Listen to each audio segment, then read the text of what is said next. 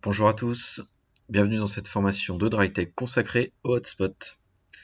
Dans ce webinaire, je vais vous présenter le hotspot de DryTech, en commençant par les différents types de hotspot, ainsi qu'un bref passage sur le RGPD. Je vais vous montrer les différentes fonctionnalités et options, et je vais vous montrer aussi le hotspot sur Vigora CS3. Enfin, on terminera par une démonstration en direct du paramétrage du portail captif.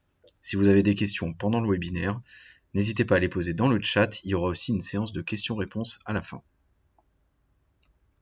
Alors le portail captif, c'est un système permettant de rediriger vers une page web spécifique tous les utilisateurs souhaitant se connecter à Internet. Il est utilisé dans un but d'authentification avant d'accéder à Internet. Donc il va inviter les utilisateurs à renseigner diverses informations. Par exemple, vous allez pouvoir vous connecter avec Google ou votre compte Facebook, avec un code PIN, un numéro de téléphone, une adresse mail, etc. La page web étant totalement modifiable, ce système va vous permettre d'offrir un moyen de promouvoir et de communiquer des informations via la première page web rencontrée par l'utilisateur avant de surfer sur le net. Le hotspot va être souvent utilisé pour les accès Wi-Fi, mais dans certains cas, il peut être aussi utilisé pour les réseaux filaires, notamment les hôtels, les campus, etc. Alors on va maintenant s'intéresser aux différents types d'authentification que DryTech propose sur son hotspot. Le premier type d'authentification, ça va être le skip login landing page only. Donc c'est la méthode de connexion la plus simple. Lorsque les utilisateurs se connectent au réseau du portail web hotspot, ils sont simplement redirigés vers un site web spécifié ou un message de notification personnalisable. Il peut s'agir d'un message de bienvenue de votre part ou du site web de votre entreprise par exemple.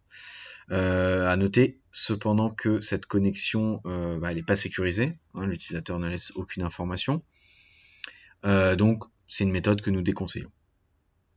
Ensuite, vous avez le click-through. Avec cette méthode, il n'y a pas de connexion, d'authentification ou de données personnelles à entrer, mais les utilisateurs sont dirigés vers la page d'accueil du portail web hotspot lors de la connexion. L'utilisateur va devoir lire et accepter les termes et conditions du réseau pour accéder à Internet. Puis l'authentification avec un compte Google ou Facebook. Donc là, l'utilisateur va devoir se connecter à son compte Google ou Facebook et fournir le nom et l'adresse mail liés à son compte pour accéder à Internet. Puis l'authentification donc par Radius, où l'utilisateur doit renseigner ses identifiants de connexion Radius afin de pouvoir accéder à Internet. Ensuite, pour la méthode email SMS, l'utilisateur va fournir un numéro de téléphone portable ou une adresse email valide et il va recevoir en fait un code PIN à usage unique envoyé directement par le routeur. Bien sûr, ça nécessite d'avoir configuré un serveur mail ou SMS au préalable. Puis nous avons l'authentification par code PIN avec coupon. Donc là, l'utilisateur va devoir fournir un code PIN généré au préalable par le routeur. Chaque code va pouvoir être imprimé sous forme de coupon et distribué. C'est par exemple idéal pour les clients d'un hôtel. Et enfin, dernière méthode de connexion, c'est le Leave Info Login. Donc dans ce cas de figure-là, l'utilisateur va devoir renseigner diverses informations comme par exemple une adresse mail ou un numéro de téléphone avant de pouvoir accéder à Internet. Donc pas d'authentification à proprement parler. Là, les informations que l'utilisateur va rentrer vont être utilisées à but par exemple marketing. Alors avant de passer aux fonctionnalités du hotspot, un mot sur le RGPD. Alors, comme vous le savez, les cybercafés, les restaurants, les hôtels, les aéroports, tout autre endroit qui propose un accès au réseau internet au public à titre payant ou gratuit, ils se doivent de conserver les données techniques pendant au maximum 1 an à compter de leur enregistrement. Les données techniques, ça va être toutes les informations générées par l'utilisation des réseaux de communication, comme par exemple l'adresse IP de l'ordinateur utilisé, la date, l'heure et la durée de la connexion, ou des informations permettant d'identifier le destinataire d'une communication, par exemple le numéro de téléphone appelé. En revanche, tout ce qui va être les informations relatives au contenu des messages, comme l'objet ou le texte d'un courrier électronique, ne seront pas conservés. Les endroits qui proposent un accès au réseau internet au public ne sont pas obligés de relever et de conserver l'identité de leurs clients pour fournir une connexion. On l'a vu par exemple avec un accès Wi-Fi ouvert. En revanche, s'ils font le choix de procéder à l'identification préalable des utilisateurs, en leur faisant remplir une fiche d'inscription par exemple, ils ont l'obligation de conserver ces données pendant 1 an. DryTech propose plusieurs façons de collecter et consulter les logs selon vos besoins. La première option, c'est le Syslog Explorer qui est intégré. C'est une solution pratique pour un coup d'œil rapide ou pour télécharger des logs de manière ponctuelle. Donc ça, c'est une solution simple et efficace. La deuxième méthode, c'est de stocker les logs directement sur une clé USB ou un disque dur connecté au routeur. C'est parfait dans notre cas, par exemple, si vous avez besoin d'un historique un peu plus long, sans passer par un outil externe. Donc là, vous allez pouvoir sauvegarder X temps de log. Si vous voulez aller plus loin, vous avez le Syslog Utility, qui est un outil qui est installé sur Windows. Là, vous allez pouvoir collecter des logs très complets, trier par type d'événement, avec une vraie vision d'ensemble. Et bien sûr, Vigor ACS3, qui s'intègre parfaitement dans tout ça, donc qui va permettre de centraliser les informations clés, vous donner une vraie visibilité sur ce qui se passe sur votre réseau, que ce soit pour du diagnostic, du support ou simplement du suivi quotidien. Alors voyons maintenant un peu plus en détail les différentes fonctionnalités du portail captif DryTech. En connectant un support de stockage comme une clé USB à votre routeur DryTech, vous pourrez créer une base de données utilisateur. Si l'espace libre devenait insuffisant, une notification pourrait être envoyée par mail ou par SMS. La base de données peut être aussi encryptée. Alors, notez cependant que créer une base de données est obligatoire pour générer des vouchers de connexion. Une fois que les utilisateurs vont se connecter à votre hotspot, vous pourrez voir des informations les concernant dans l'onglet User Info, telles que la date à laquelle l'utilisateur s'est connecté, son temps de connexion, son adresse IP, son adresse MAC, etc. Après avoir créé une base de données, vous pouvez générer des codes PIN, si vous avez opté pour une connexion au hotspot par code PIN. Vous pouvez donc choisir le profil de hotspot auquel s'appliqueront les codes, la longueur du code, la durée de la validité, ainsi que la quantité de code que vous souhaitez générer. Ici, vous pouvez voir l'onglet PIN Status qui regroupe les codes déjà générés, ainsi que diverses informations, donc s'ils sont utilisés ou non, leur durée de validité, la date de leur activation, etc. Dans l'onglet PIN Voucher, les codes PIN générés sont imprimables sous forme de coupons à distribuer à vos clients. Le bouton Preview and Print permet de visualiser ces coupons avant impression. Donc voilà le résultat quand vous cliquez sur Preview and Print. Vous pouvez voir donc tous les coupons et les codes PIN générés. Et ensuite, vous pouvez les imprimer depuis cette page. Alors parlons maintenant d'une autre fonctionnalité du hotspot, les quotas.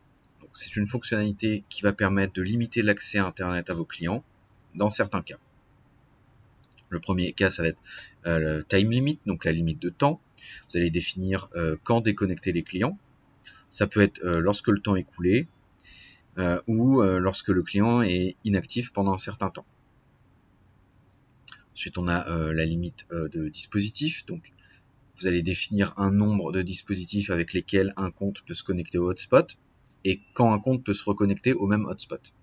Le type de compte va dépendre de la méthode de connexion. Il peut s'agir d'un code PIN, d'un compte de social media, donc réseaux sociaux, ou de l'adresse MAC du dispositif. Ensuite, nous avons la limite de bande passante et de session. Donc là, vous allez définir la quantité de données que vos invités peuvent utiliser, y compris la limite de téléchargement et la limite de session. On a parlé un peu plus tôt de l'identification par code envoyé par SMS et mail. Donc voici comment configurer tout ça. Le routeur DryTech propose des fournisseurs de services prédéfinis pour l'envoi de SMS. Si jamais votre fournisseur ne se trouve pas dans la liste mais dispose d'un APN, vous allez pouvoir définir un fournisseur personnalisé. Donc dans cet exemple, on utilise l'APN de Free. Pour ce qui est des alertes par mail ou du code par mail, donc il faut d'abord configurer le service.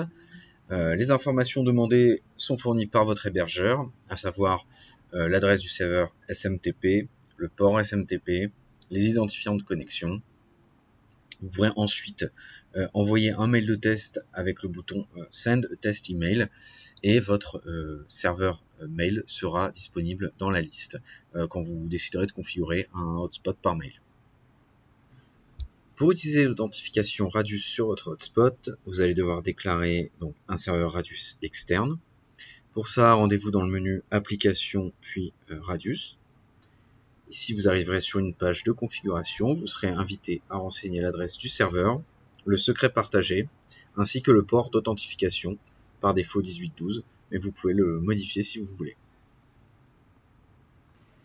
Alors, voyons maintenant comment configurer un hotspot avec authentification par Google, étape par étape.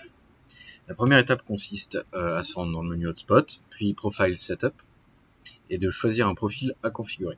Il faut ensuite activer ce profil, puis définir un type de hotspot, ainsi que son URL. Ici, vous pouvez voir par exemple la différence. Quand on choisit un hotspot avec click-through, donc où on n'a pas besoin de s'authentifier, on peut juste cliquer pour se connecter.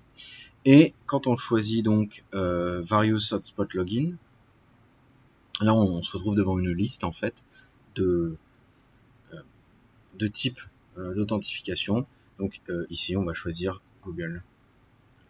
En bas de la page, vous pouvez voir que on nous demande un Google App ID.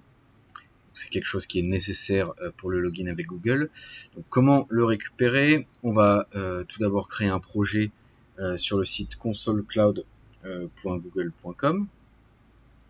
On va ensuite activer les API et services. On clique sur Create Credentials. On choisit People API, puis User Data. Choisissez application web pour le type d'application et entrez le nom que vous souhaitez. Pour le champ Authorized JavaScript Origin, vous allez renseigner https portal.drytech.com avec le port 8043. Donc ça, il s'agit en fait de l'URL utilisée par le routeur pour la page du portail hotspot. Puis vous allez cliquer sur Create. Voilà. Vous arrivez sur la page des credentials, donc qui vient d'être créé. Ici, vous aurez accès donc au Client ID et au Client Secret qui sont requis, comme on l'a vu un peu plus tôt, par le hotspot. Donc ce sont ces informations-là que vous allez rentrer dans la page de configuration du hotspot. La prochaine page de configuration va vous permettre de personnaliser la page d'accueil de votre hotspot à l'image de votre entreprise. Vous allez pouvoir entre autres choisir un code couleur, télécharger un logo. Notez que le routeur supporte les images allant jusqu'à 1 MO, ou par exemple modifier le nom de l'onglet. La prochaine page va permettre de paramétrer la page de login. Parmi toutes les options proposées, vous allez pouvoir par exemple modifier le message d'accueil, rajouter des termes et conditions par exemple, qu'elles soient internes ou alors mettre même un lien externe pour des termes et conditions personnalisés. La prochaine page permet de configurer la waitlist. Alors la waitlist, qu'est-ce que c'est? Ça va vous permettre en fait d'autoriser à des clients spécifiques d'utiliser Internet. Donc ça peut être des clients spécifiques, ça peut être tout un réseau spécifique. Et vous pouvez également définir, si vous le souhaitez, des sites web qui seraient accessibles sans avoir à s'identifier. Et nous arrivons enfin sur la dernière page de configuration du hotspot. Cette page, elle va vous permettre entre autres donc, de définir la page sur laquelle l'utilisateur arrivera après s'être connecté, donc la landing page, de faire apparaître ou non une fenêtre pop-up de connexion au hotspot. Par exemple, si vous êtes avec votre téléphone, au moment de sélectionner le Wi-Fi, une pop-up va apparaître, vous demandant les identifiants. Et bien sûr, l'option très importante qui est l'association donc du hotspot à un réseau LAN, par exemple à un port directement, si vous avez une borne Wi-Fi sur ce port, ou à à un SSID directement, donc si votre routeur prend en charge le Wi-Fi. Alors on vient de voir la fonctionnalité Hotspot en local. Voyons maintenant sa version sur Vigor ACS 3, notre plateforme de gestion centralisée. Alors tout d'abord, prenons un instant pour comparer les deux approches possibles avec la solution Hotspot. Il y a deux utilisations principales, chacun avec ses avantages selon la structure de votre réseau et vos besoins. Le premier, c'est le mode distribué, donc c'est ce qu'on a vu. Chaque routeur va agir comme un serveur Hotspot. C'est simple, rapide à mettre en place. Ça convient très bien aux petites structures avec un seul site ou quelques-uns. Pas besoin d'infrastructures centralisées, on garde tout en local. Par contre, ça va être un peu plus limité en termes de personnalisation et d'analytique. Le second mode, c'est le mode centralisé, du coup sur Vigor ACS 3. Ici, tous les routeurs vont rediriger les requêtes vers un serveur central. C'est la solution idéale pour tout ce qui va être PME ou réseau multisite, parce qu'on centralise tout. La configuration, la gestion des utilisateurs, les pages d'accueil, etc. Et surtout, on peut suivre en temps réel ce qui se passe grâce au tableau de bord analytique très complet. Bien sûr, bon, ça demande un peu plus d'infrastructure, mais on va gagner en flexibilité et en contrôle. Concrètement, si vous gérez un hôtel indépendant, le mode distribué, donc en local, ça va faire parfaitement l'affaire. Mais si vous administrez par exemple une chaîne de magasins ou plusieurs établissements connectés, le mode centralisé via Vigor ACS 3 va prendre tout son sens. L'important, voilà, c'est de choisir le mode adapté à la réalité du terrain. Ici, vous pouvez visualiser donc l'architecture d'une solution Hotspot centralisée. Chaque agence est équipée d'un routeur Vigor configuré en passerelle et connecté au serveur central. Ce dernier installé dans un data center regroupe deux éléments clés. Un serveur Vigor ACS 3 pour gérer les routeurs à distance et un serveur Radius pour authentifier les utilisateurs.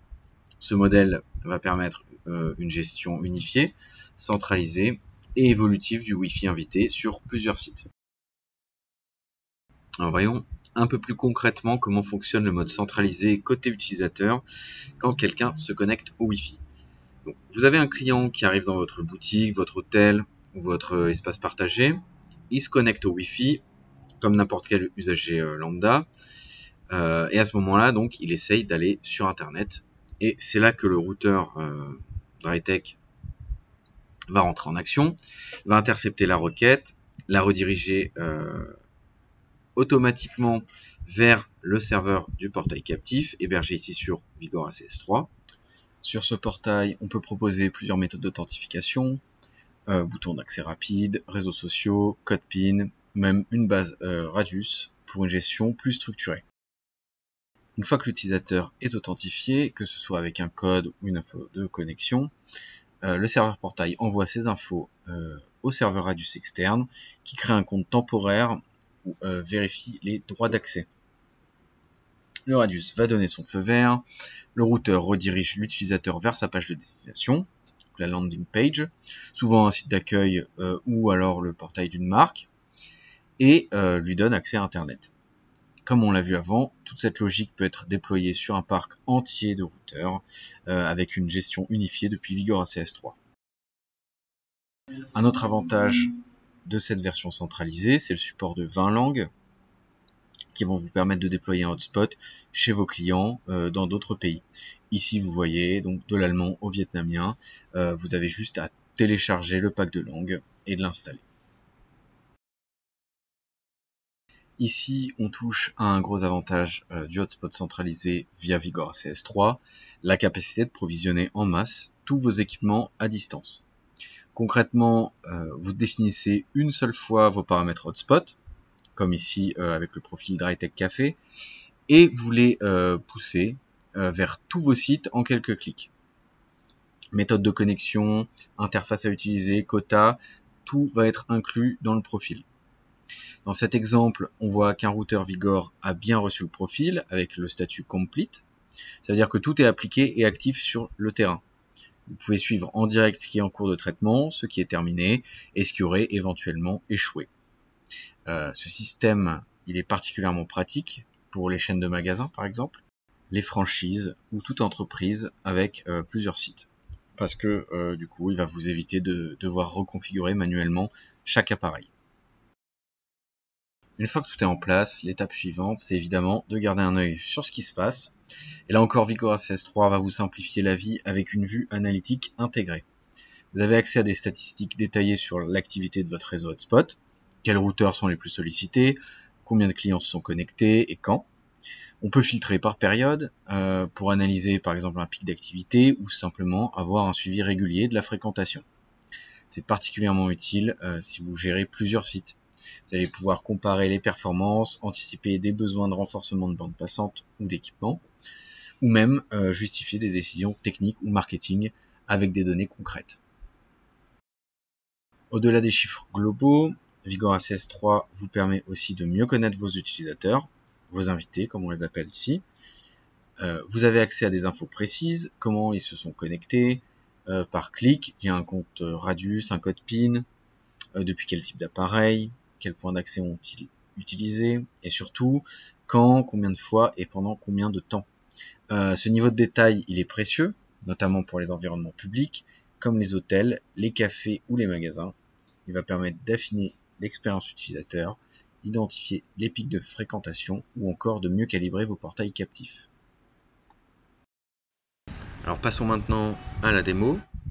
Donc on va configurer un portail avec coupon. Donc on se rend dans le menu hotspot, on crée un nouveau profil, on clique sur Enable. Donc là on va l'appeler démo coupon. Dans les méthodes d'authentification, voilà, on va cliquer sur Various Hotspot Login, Pin with Voucher, et on passe à l'étape suivante. Voilà, on arrive là sur la page de configuration du fond. Donc là on choisit simplement une couleur, on voit en même temps toutes les options disponibles. Voilà, les logos préenregistrés DryTech, les couleurs de fond qui sont aussi préenregistrées. Donc là on choisit vraiment ce qu'on veut. Et on passe à la suite. Sur cette page-là, on va configurer donc le message d'accueil, donc tout ce qui va être dit quand on arrive sur la page d'authentification du hotspot. Donc là, on met bienvenue. Par défaut, tout ça c'est en anglais. C'est pour ça que cette page-là elle est importante. Vous allez pouvoir traduire, mettre un message en français ou dans la langue que vous voulez en fait. Voilà. Là, vous voyez que vous pouvez aussi choisir de mettre des conditions générales d'utilisation. Et voilà, donc comme je vous ai dit, les messages paramétrables, configurables.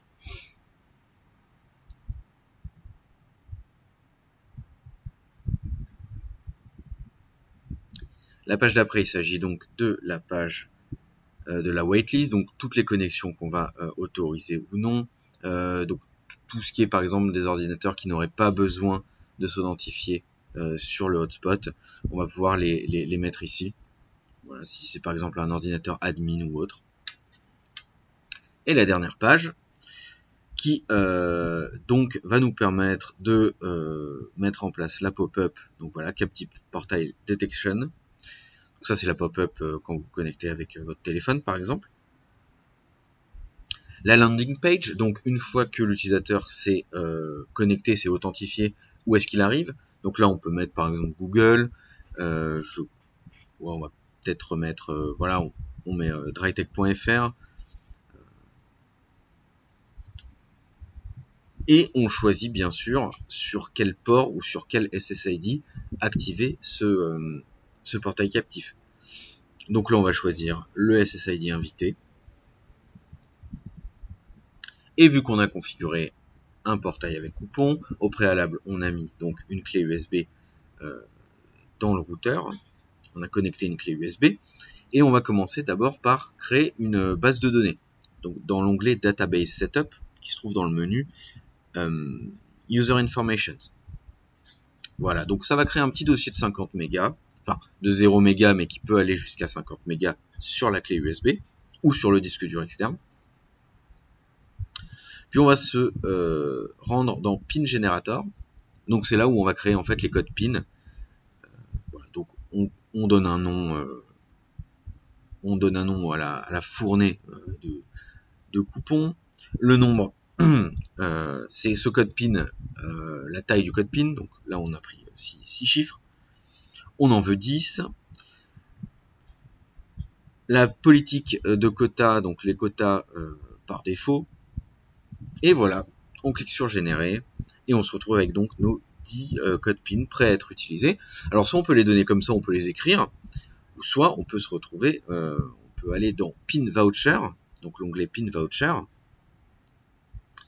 qui va nous permettre en fait de les imprimer. Voilà, donc ici, vous voyez, on sélectionne le profil et la fournée, le lot de coupons. On leur donne un nom. Voilà, par exemple des mots. Et on fait Preview and Print. Ah oui, donc oui, il faut bien sûr mettre un petit message. Donc on va mettre Bienvenue dans notre hôtel, par exemple. Et on clique sur Preview and Print. Et voilà à quoi ça ressemble. Donc cette page-là, vous allez pouvoir en fait juste simplement l'imprimer, donc l'envoyer à l'imprimante, et ensuite vous découpez les petits coupons que vous pouvez donner à vos clients. Voilà, comme par exemple quand dans un hôtel.